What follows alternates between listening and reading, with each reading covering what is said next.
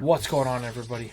Welcome back to the channel. My name's Ronan and I'll be your host. We got a lot to get into today because it's a massive part and I got a little bit of help with it. But before we get into that, I'm going to need you guys to do the usual things. First, we're going to start out with a shout out to the patron, TrueVolt. Thank you very much for the support. And take a look at this analytical stat bar right here. Drop a like, drop a comment, and don't forget to hit the notification button and subscribe so that way you'll never miss another upload. But I want to give a special thanks to PICKLED for voicing a certain part in this episode. I'm going to link his channel in the iCard above and in the description below. But with all that being said, let's get into What If Ash Won the Hoenn League Part 7. I hope you enjoy. We begin our story tonight with our heroes as they are fast asleep under the stars of Hoenn. After a long day of traveling, everyone has settled in early after enjoying a home-cooked meal from Brock. Now, while the night started calm, there is one among them that is having trouble in Slumberland. The youngest member of the group, Max, is tossing and turning as the recent tension between him and his sister has his mind restless as he has a nightmare about someone he's grown close to having to leave him forever. This causes the boy to panic as he can feel the ground beneath him trembling as Max chases his friend trying to catch up, but slowly it slips away into shadows as Max wakes up in a frantic sweat. What a nightmare, he thinks to himself. However, this thought is interrupted when he realizes that the ground is still shaking violently. Now, really panicking, Max screams, waking up the others in the group. Thinking they are under attack, the group takes a defensive stance as light appears on the hill just above them. Not wanting to wait to be attacked, Ash rushes to the hill, only to realize that what they thought was a threat is actually a group of people traveling. Our heroes watch as all the vehicles stop suddenly as something amazing begins to happen. Buildings start to appear out of nothing as slowly what appears to be a circus begins to spring to life as the sun begins to caress the horizon. Rapidly, we see our heroes gathering their supplies as they dart off to a day of fun. However, in the shadows of the dawn, a Pokemon said to be the herald of disaster watches ominously. We now fast forward a few hours as our heroes have become fully immersed in the festivities. May mentions to Brock that she thought they missed it, to which the former gym leader responds he did too. The festival travels over the week the Millennium Comet is in the sky. Based upon the Pokenav, it looked like we had missed the first day as they couldn't tell where the comet was due to the clouds blocking their view the last couple of days. But it seems that they were ahead of the festival the whole time, so it's a good thing they stopped when they did. With the festival being 7 days, the group intends to spend as much time as they can having fun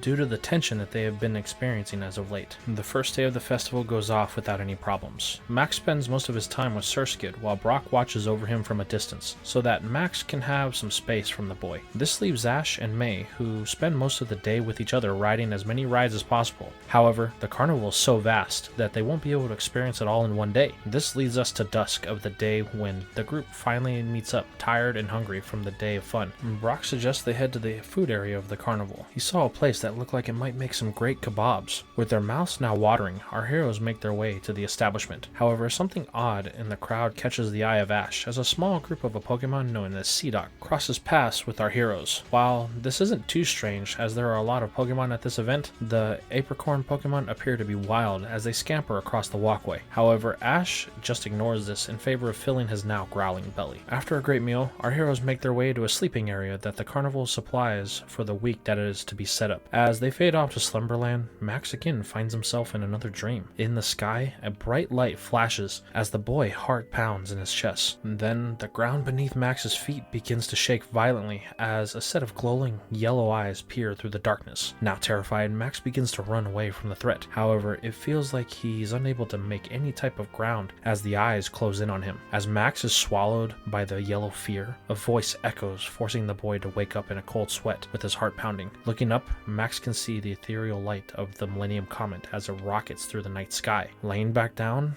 Max can't help wonder why he keeps having these dreams. The following morning, everyone is up bright and early. While most feel rested, ready for another day of fun, Max looks like a ghost. His eyes are sunk in and he's irritable to anyone who talks to him, even going as far as yelling at Brock when he tries to talk to the boy. While Brock is unfazed, May comments that she should have let Mom and Dad take him when they were in Mauville before she takes off into the carnival to start her day. This leaves Max speechless as he knows full well he messed up again. Brock does the best he can to comfort the boy, as Ash tells him that he's gonna go find May and talk to her. Why don't they meet up after lunch and they can go see that magician that everyone is talking about? With the group now split, Brock begins talking with Max, asking what the deal is with him. Everyone has been as understanding as possible, and yet he tries to push them away. Even May, the one that gave him a second chance, he has been nothing but mean to. However, the boy just remains silent, refusing to talk to Brock, as from Max's perspective, the only one that can solve his issue is him. Over with Ash, he and Pikachu finally caught up with May, who is walking with a frustration that could only be caused by a little brother. Calling out to her, May finally stops, beginning to voice her opinions on Max. "Ooh,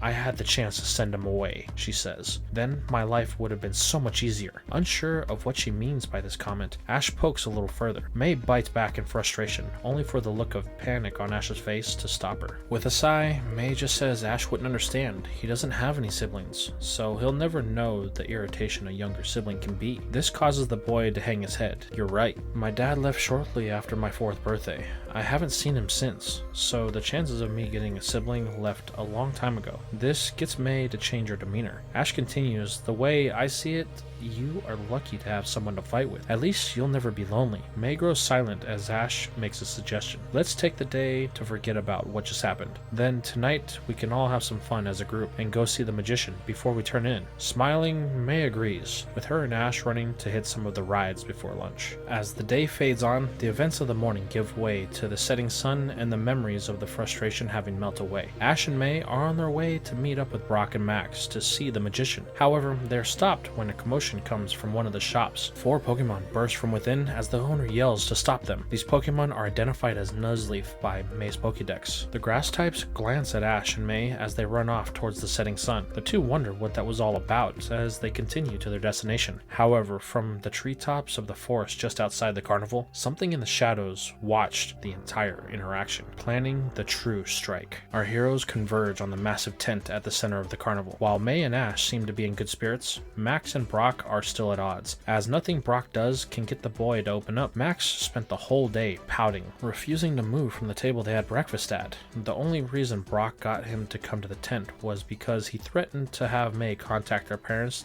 like she said she wanted to. While Max is present in person, he still refuses to acknowledge everyone, ignoring even Pikachu. "Well, let's go inside," Ash says. "The show is about to start and I want to get good seats." Unable to resolve the issue, the group heads inside reluctantly. After finding some really good seats front and center, the group settles in for a spectacular performance from the amazing magician known as Butler and his lovely assistant, Diane. Our heroes are treated to the sights of magic from Curlia, Mightyena, and Dusclops. The show has been so captivating that 2 hours have passed without the group noticing. As the act comes to an end, Butler announces the finale as from under the floor a giant purple crystal lifts, catching the attention of everyone. However, Max is instantly drawn to the rock by an echo of his name, the same echo that's been plaguing him in his dreams. At this moment, Butler asks for a participant from the audience, to which Max wastes no time in rushing the stage while babbling what seems to be nonsense. While Diane is excited at Max's enthusiasm, Butler isn't too thrilled at what follows as Ash has joined Max on stage. Trying not to break his character, Butler says they can use both of their boys in their finale. Handing the crystal to Max, they begin as Max and Ash are shoved into a box that is then hit with a shadow ball from Dusclops. As this is happening, Max and Ash are dropped through a false bottom and are carried to the top of the stairs, where they are revealed to be safe and sound as the box that they were just in moments prior burns to cinders. The crowd goes wild as the show is another sellout performance. May watches as Max holds the crystal, his demeanor seemingly changed from what it had been the entire week. As the crowd disperses, Butler comments that they need to be careful. Those kids are the ones that have been causing Team Magma so much trouble as of late. Diane remarks this is unavoidable. The boy said he heard it. Not happy about this, Butler does his best to stay in character as the happy magician while he approaches our heroes, telling them thank you for their assistance. Ash says sorry for Max. Sometimes he gets impatient about things. However, Max interrupts, saying that he had heard a voice calling him from the crystal. Butler explains that if this is true,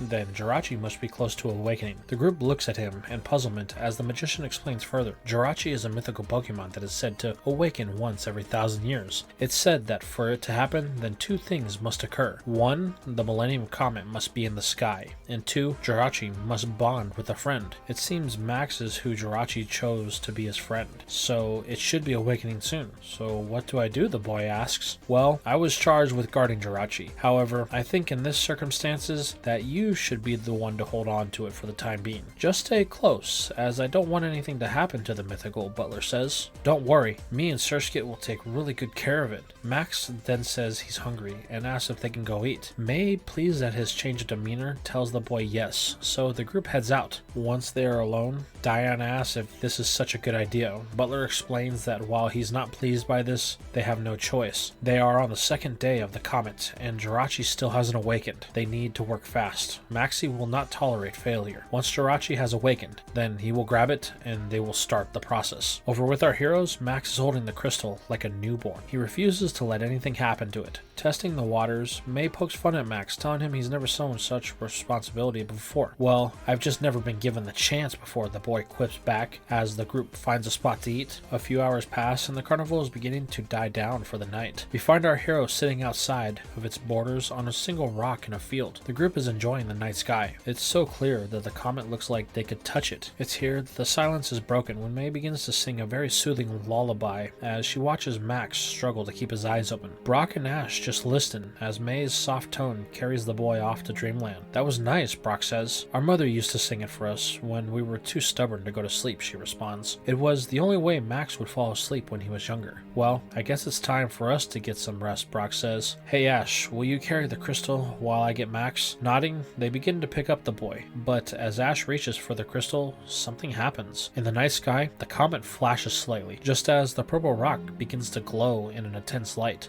Before anyone can respond, Max wakes up, accusing everyone of doing something to the crystal. Ash tells Max to calm down. He didn't do anything, but as he says this, a cracking can be heard from the rock as it glows brighter before shattering in a light of brilliance. As the light fades and everyone's vision returns, where the crystal had once stood is now a very small white Pokemon. Max rushes to it, saying Jirachi in a soothing voice. The mythical slowly opens its eyes before Max comes into view. While this is only their first true meeting, Jirachi instantly knows who Max is, growing excited at the sight of the boy. The two begin to play with each other while May and the rest watch. For some reason, it seems that all of the tension of the past few days has been forgotten. This is where Butler and Diane show up. Having heard the interesting ruckus, Butler is pleased to see that Jirachi has awakened, so he invites the group to stay the night with them. They have plenty of room in their camper, and in the morning, Max and Jirachi can explore the carnival together. The group agrees as they head back to the carnival to get a good night's rest. Hours later, Max and Jirachi are the only ones still awake as they are excited to finally meet each other.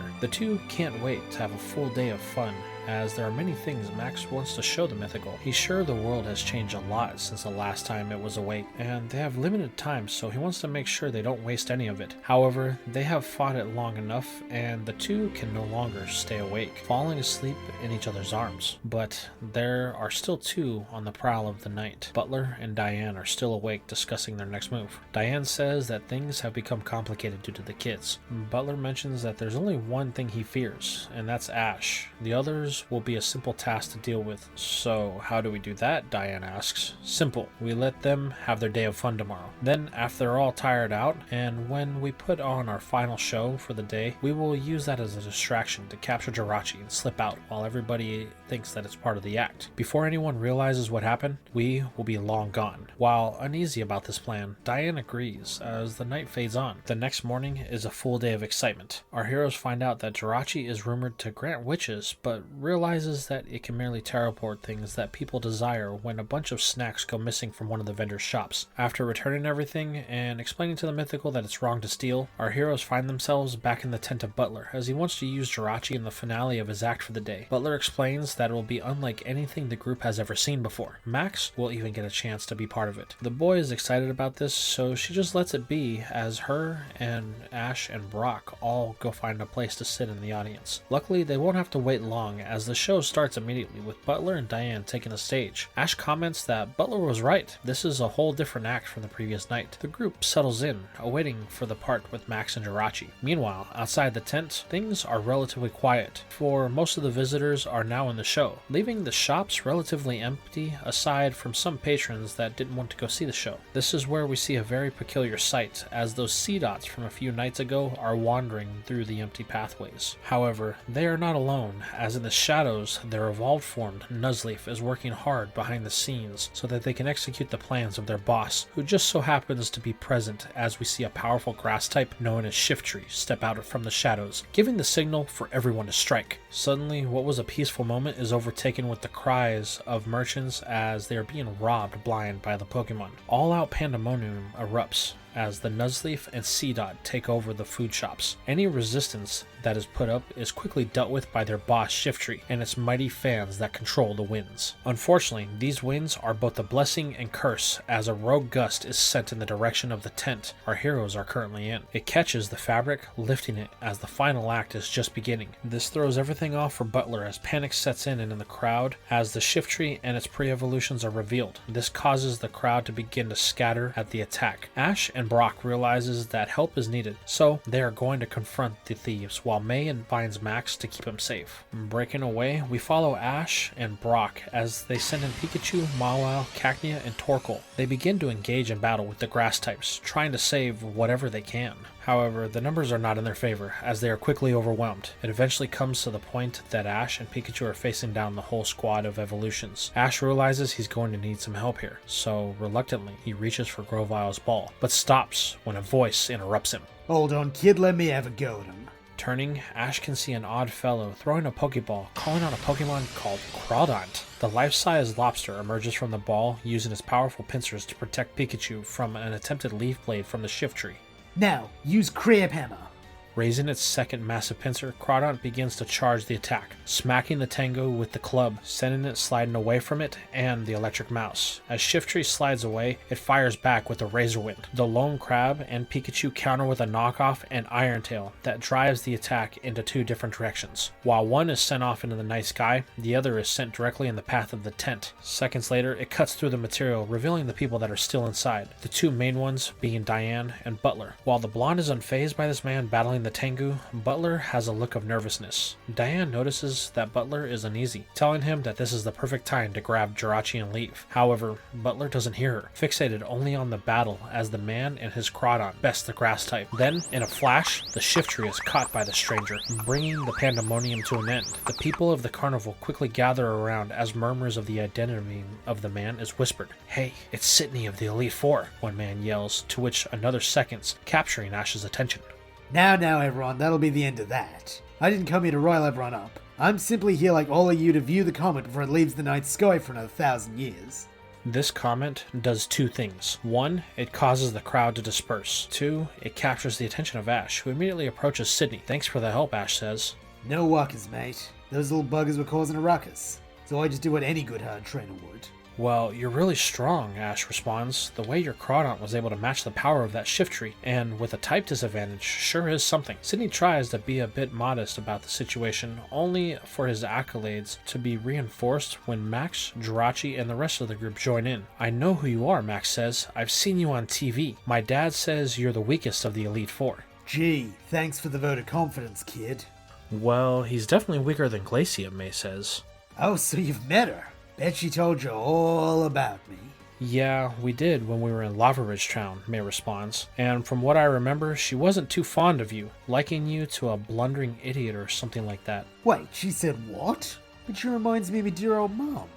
This comment seems to have Sydney down a little bit, which is played into by our heroes as they try to console him at the revelation that one of the members of the Elite Four he actually liked doesn't feel the same way. While this is happening, Diane is trying to get through to Butler, only snapping him out of his trance when Sydney calls his name. Butler, mate, is that you? Nervously, Butler acknowledges, confirming the question, telling Sydney it's been a long time, asking what he's doing in these parts, seemingly speaking with tension in his voice. Diane picks up on this, attributing it to the fact that a strong trainer is here and has put their whole plan at risk. Hoping to salvage what they can, Diane runs interference, introducing herself to Sydney, telling the elite that if he knows Butler, then they should know each other as well. After all, she is his wife. Sydney quips at Butler, never telling him that he found himself a Sheila. However, the magician can do nothing but stutter some words out before Diane says they should catch up. Butler has to get the tent situated after all the damage that it took from the attack of Shifttree. So why don't you do that while I take your friend over for a meal so we can talk, right darling? Oh, right, Butler stammers as Diane pulls Sydney and our heroes away so he can collect himself. Butler sends the tent to self-repair mode as he heads back to their trailer, taking the long way to avoid being seen by Sydney or the group. Over with our heroes, they are hammering the Elite Four member with questions about his role and what he's doing here. Sydney barely has any time to answer one question before another one is asked, as the group finally makes their way to a food stand. What follows is a long drawn-out session where Sydney is not only set upon by the group, but any passerby that sees him. It seems he's going to have his hands full for the next few hours. Over with Butler, he has made it to the trailer. Inside, he begins to think over the entire situation. With Sydney here, there's no way he and Diane can grab Jirachi and head back to the magma base. That would be too risky. They need somewhere they can go that can provide cover and allow him to do what he came here for. Butler then looks at a map on the wall. Instantly, he knows where he needs to go. There is only one place in all of Hoenn that can capture the energy of Jirachi as efficiently as the machines back in the lab. The place, he found it. Now, with a new plan forming in his head, Butler begins to gather the materials he needs to execute it. The magician begins to work his magic as the night fades on. It gets to the point that Butler has everything he needs, and he joins Diane with the others.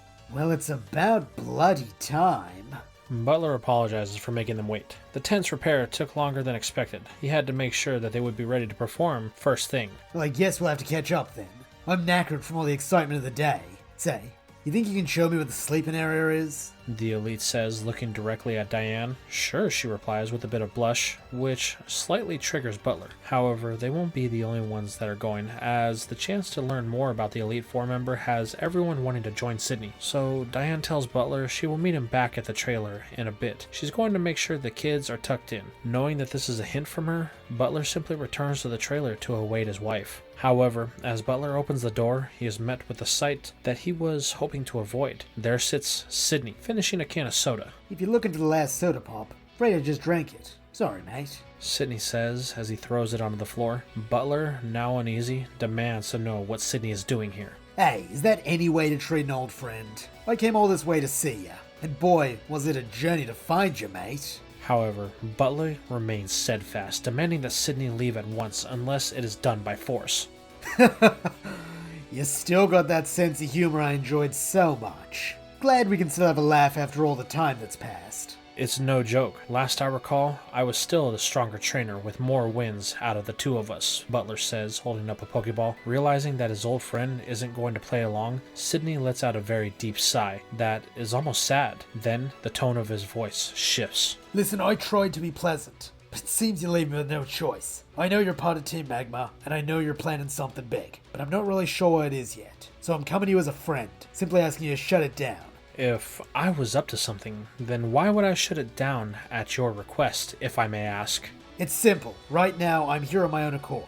But next time, you might not be so lucky. The League may send me or someone more dangerous than me to deal with you. If you care for that pretty little shield of yours, do what's right and stop this foolishness. Butler goes quiet as Sydney opens the door. Before he steps out, the elite leaves one last word of advice. You're a great guy, Butler, but your desperation to achieve greatness has led you down a dark path. Pull back before it's too late. Sydney then closes the door, leaving Butler more fearful than he was when he first saw his old friend. Moments later, the door opens again, only for Butler to jump, thinking it's Sydney. However, it's Diane. She asks if everything is alright. Unfortunately, Butler thinks that it would be best to keep the conversation that he just had with his old friend to himself, so he plays it off as nothing. Diane goes on to tell Butler that tonight will be perfect. Max is sleeping with Jirachi in a room that is separate from the others, due to some issues they were having with his sister. We can grab Jirachi with little interference. interference. Butler tells Diane that he doesn't think that tonight is going to be good. He's not feeling well, so let's just wait a day so he can recover his strength. Then they will be able to make their move. Caring for the well-being of her husband, Diane agrees, telling Butler to get some rest. They will move come nightfall tomorrow. A few hours pass and everyone is asleep.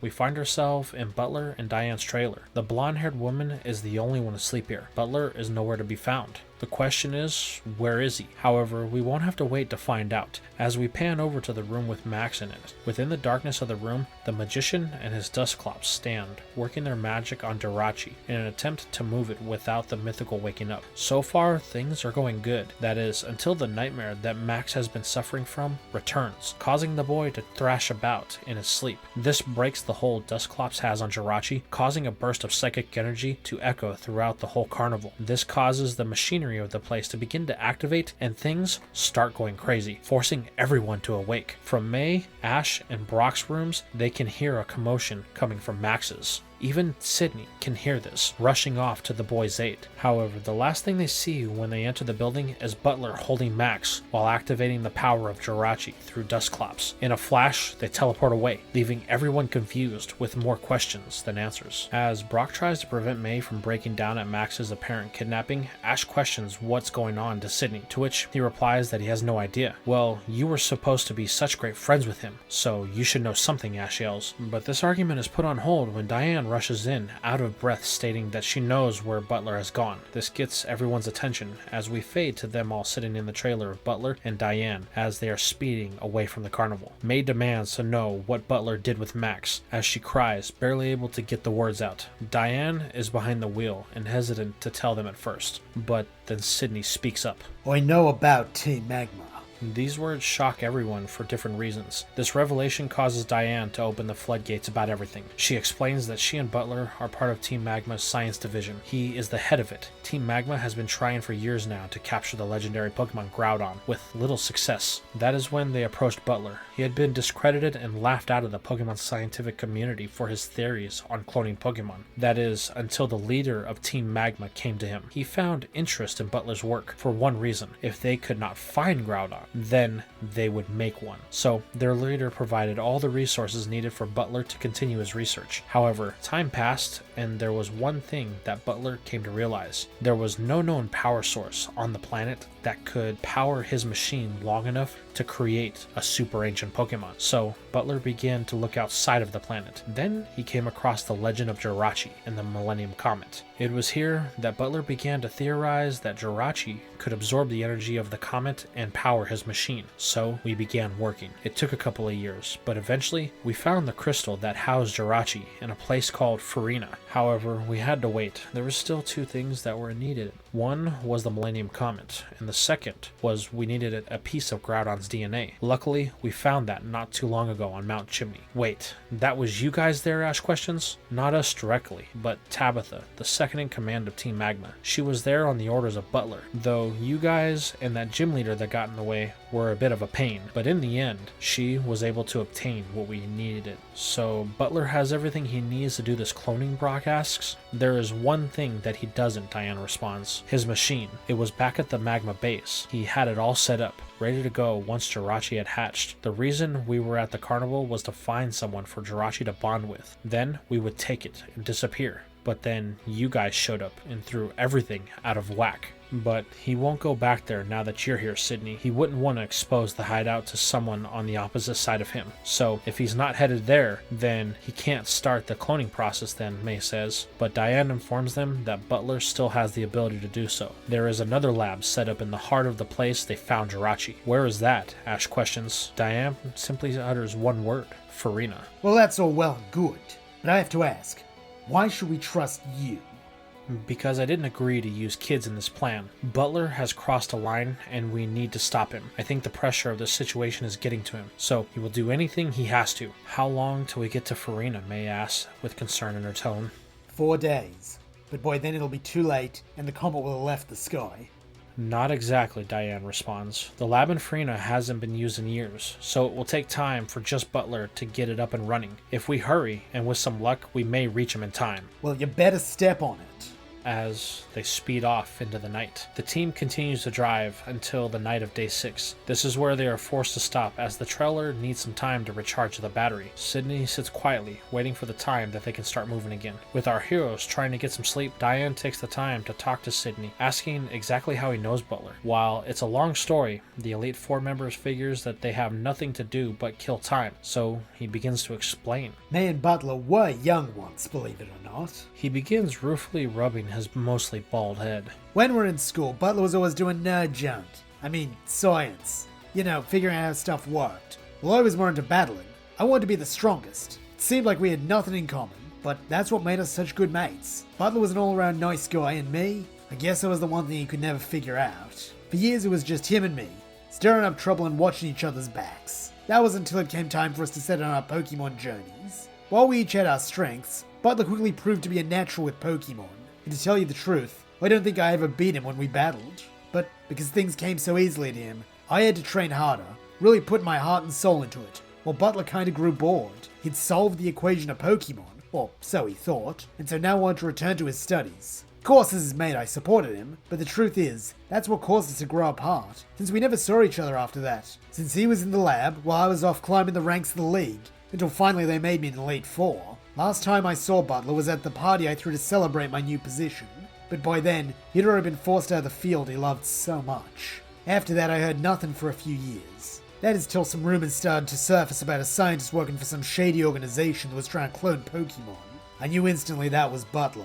So, every time I got a lead, I'd sneak away real quiet-like and check it out personally. That's what eventually brought me to you guys at the carnival, and as they say, the rest is history, except the standing question of how you two met. I was assigned to work under him in Team Magma. At first, my job was simple, to watch him and make sure he didn't betray the cause. But over time, I fell for him, and we got married, but I'm afraid he's lost sight of his goals. Now, he only wants to please the leader of Team Magma, and he will do it at any cost. That's why we need to stop him. That's one thing we can agree on. The morning sun caresses the horizon on the 7th day as our heroes dart off on the last leg of their journey to Farina. Luckily, they were able to make it by dusk of that night. Unfortunately, the trailer is unable to traverse the valley floor, forcing the group to proceed by foot. Sydney takes the lead, stating that he's been here before. Be careful, everyone. The footing's unstable here in the valley thanks to the local population of Trapinch. Curious, Ash inquires about these Pokemon. They're nasty little bugs that lay sandpit traps. But it's too late, as both he and Ash find themselves caught in one, as at the center, a Trapinch sits with its jaws wide open, ready to swallow anything that enters its territory. Sydney and Ash are both unable to reach their Pokeballs, as May, Brock, and Diane search for a way to help them. Thinking quick, Ash orders an Iron Tail from Pikachu. The electric mouse charges its tail, slamming the ground type with everything that it has. Much like a golf ball, this knocks it out of the sand trap onto its back. This gives Ash and Sydney enough time to reach their Pokeballs. With the help of Mawile and Sydney's Cacturn, they are able to climb out.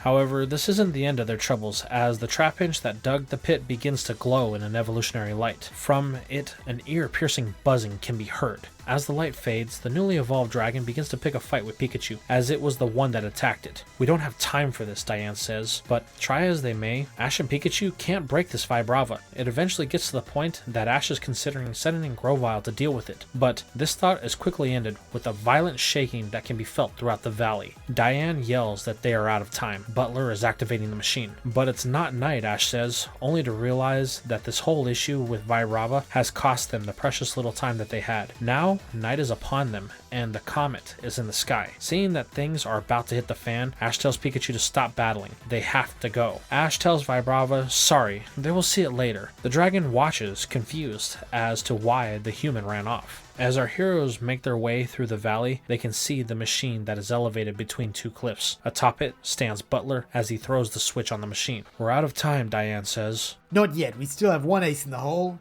and there it is. Sydney points to the side of the cliff as something is running up it. Wait, is that? Yep, my mate. He's been tailing you ever since you left Lily Cove.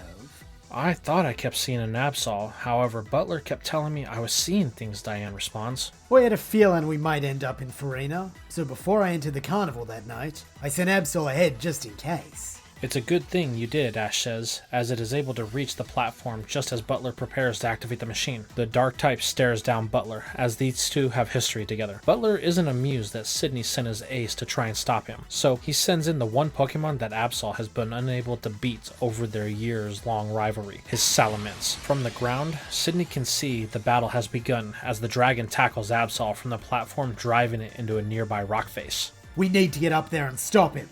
But just as Sydney says that, Butler throws a switch that activates the machine. Cries of pain begin to echo from the platform as Jirachi is forced to open its true eye and signal the comet to send its power to the mythical. Realizing they have little time, the group decides to split up. May and Brock are going to search for Max. Ash and Sydney will distract Butler while Diane gets to the machine to free Jirachi. Everyone breaks, with us following Ash and Sydney. They are on the move as the elite sends out Crawdont, Shiftry, and Cacturn to offer assistance to Absol, while Ash uses Pikachu, Mawile, and Slackoth, deliberately avoiding Grovyle at all costs. The two engage in battle with Salamence as it attacks from the air. Unfortunately, with having the ability to fly and Butler on its back giving commands, they are unable to really cause the dragon any damage. This leads the fight to being really one-sided, as Ash comments that he can see why Butler was such a great rival. Yeah, but that won't stop us. We just need to keep the fight here, close to the ground. The two continue to draw his fire as we fade over to May and Brock. Diane gave them an idea of where Butler would be keeping him, and luckily her guess was right on the money. As they free Max, he is frantically telling May they have to hurry. Butler said that the machine isn't as refined as his new one, so it can have a nasty side effect that can cost Jirachi its life if it's on it for too long. It's here that their worst fears have come to life as the cries go silent and the ground starts to shake. Over with Diane, she has made her way to the top of the platform, though it is too late as Jirachi has gone silent. It's unresponsive as she removes it from the machine. At this point, Diane has no idea what to do. This is not what she signed up for. This is where we shift to Butler as he is monologuing about the failure of the two as his creation is beginning to take shape.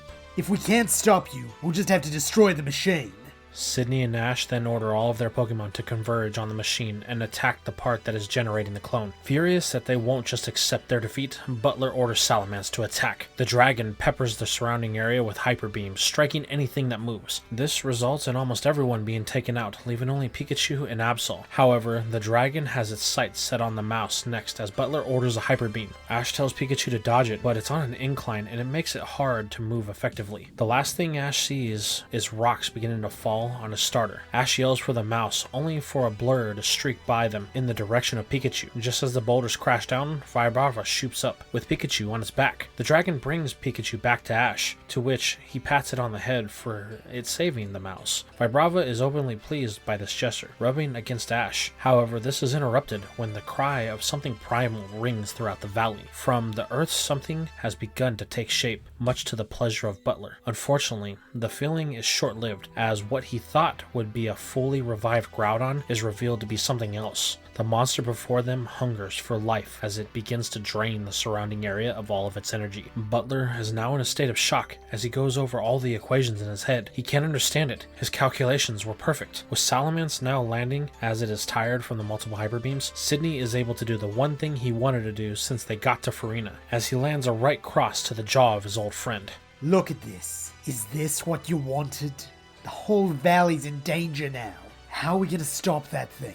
As Sydney rips into Butler, they are joined by the others, who Max now holds the lifeless body of Jirachi in his arms. The boy has no words, just tears. Jirachi did nothing, and Butler took his life for his own selfish reasons. Unfortunately, things are going to take a turn from dark to worse, as the group now has to deal with the issue on hand. The fake Groudon has begun to snake its tentacles throughout the valley to absorb any life forms nearby to satisfy its unending hunger. Before they know it, the group is surrounded as everyone is absorbed in less than a millisecond. The only ones that are left that are able to get away were Butler, Ash, Salamence, Pikachu, and Vibrava. The magician is left with the last images of Diane telling him that she loved him. However, the tentacles didn't take Jirachi, as Max dropped its lifeless body when it was is absorbed. It's here that Butler decides that what he created is nothing but pure evil. They need to stop it. The only way to do this is to get Jirachi back to the machine and reverse the process. If he can take the energy back from the creature and put it back into Jirachi, then they may be able to save everyone. Ash is against this plan, unwilling to trust Butler after all that he has done. However, he is quickly reminded that they don't have any other options. So either they work together or everything is lost. Ash asks what they need to do. Butler tells him to use Vibrava to collect Jirachi and get it to the machine. Ash will have to connect the mythical to the platform, then flip the main switch. If he does that, then it will reverse the process. But they have to hurry. Butler says as he drops Ash on the platform, "That thing is looking for us. If it locks onto your energy, it will absorb you too. But I will use Salamence to draw its attention for as long as possible." What follows is a struggle as Pikachu and Vibrava risk it all to collect Jirachi. Butler does his best to fend off the tentacles that are after the two, allowing them to make contact. However, as they pick up the lifeless body of the mythical, Butler is overwhelmed when he orders Salamence to intercept the tentacles that all go after the two Pokemon at once. Butler is absorbed. Vibrava takes off, beating its wings as fast as possible. They are working against the clock as the fake Groudon is on their tail. Luckily, they are able to just outpace the terror and make it back to the platform. Taking Jirachi, Ash tells the two to fight off everything the best that they can. He has to hook Jirachi up. Unfortunately, the platform is unstable now that it's under attack, making Ash's job that much harder. The boy bumbles around, connecting things up, all the while unable to help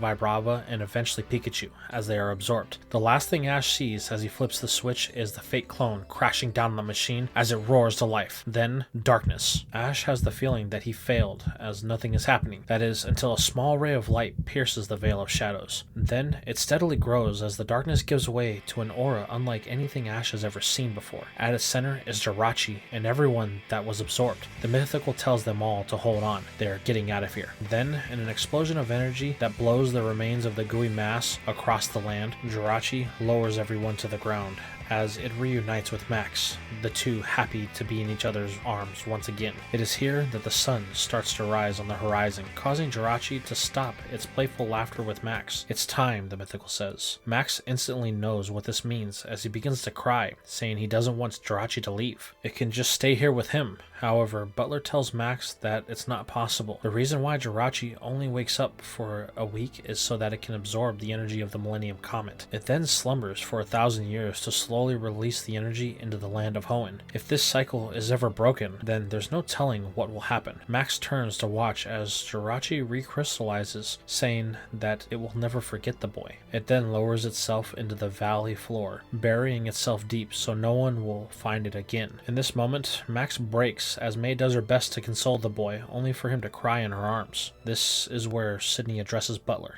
So what now? You gonna return to Team Magma? No, I can't. With the failure of my experiment, I will be hunted, so it's best if I just disappear. We disappear, Diane says as she holds the hand of her husband. Well then, I wish you two the best and hope we'll meet again someday. Sydney, before I go, I have a warning for you. Team Magma is assembling the Orbs of Legend. If they succeed, then they will be able to control Groudon. Butler and Diane then leave on the backs of Salamence before Sydney can say anything. The elite then turns to our hero as Pikachu and Mawile are playing with Vibrava. Seems you got a new friend there. Ash looks at Sydney, then at Vibrava. He then presents it with the Pokeball, asking if the dragon would like to join him on his journey. Vibrava had such a good time that it doesn't hesitate to tap the ball and join Ash's team.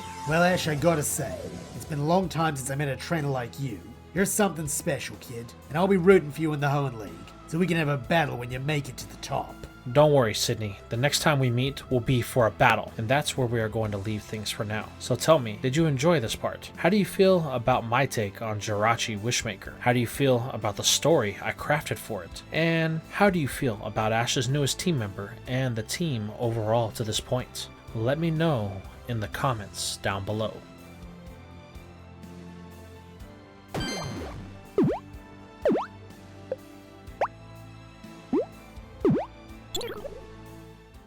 And that's all we had for today's video. I really appreciate you guys stopping by to watch all the way to the end, and I just wanted to say thank you for that. If you guys really enjoy my content, consider following me on some of my other platforms like Discord, where you can get to know other people who are interested in what ifs, or on Twitter, where I post sometimes behind the scenes updates. Or if you want to help the channel grow a little bit extra, why don't you consider donating like the people right here have, as whatever you could offer could help us get to a larger audience by helping us get new videos done, or some of the projects that we've been more custom art is getting kind of expensive, so we want to make sure that we have the funds to do that. But with all that being said, I really hope you guys enjoyed everything, and I will see you in the next video.